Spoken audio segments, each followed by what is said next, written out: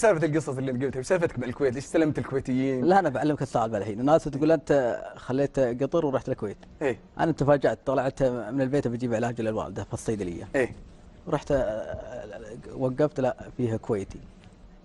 انا استغربت، قلت يمكن يبغى له شيء، ويدخل الصيدليه وانا وراه يسال الدكتور يقول ما في سجاير يبا. وانا ضحك.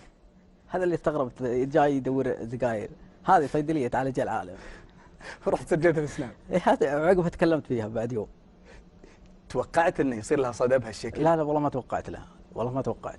طيب سنابك قبل المقطع وبعد المقطع كم الرقم تقريبا؟ 80 قبل المقطع. 80 مش 80 ألف؟ لا عادي. 80 عادي؟ إيه؟ كان 80؟ إيه ما كنت ما ارسل ولا. وبعد المقطع؟ الحين صار العالم واجد. كم تقريبا يعني؟ 200. 200 ايش؟ 1000.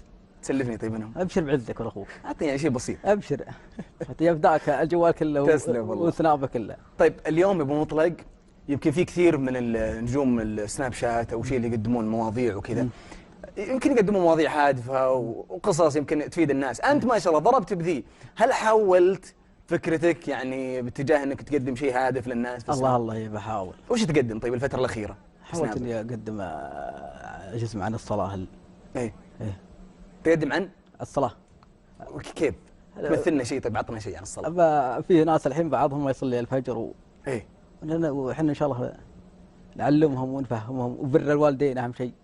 طيب ما يجيك جلد؟ لا ما يجيني جلد ان شاء الله. الناس طيبين معك في طيبين، في ناس تنتسب ومخليها على جوها. ما ترد عليهم؟ ما ارد عليهم، سحب لهم، خله اللي بابي.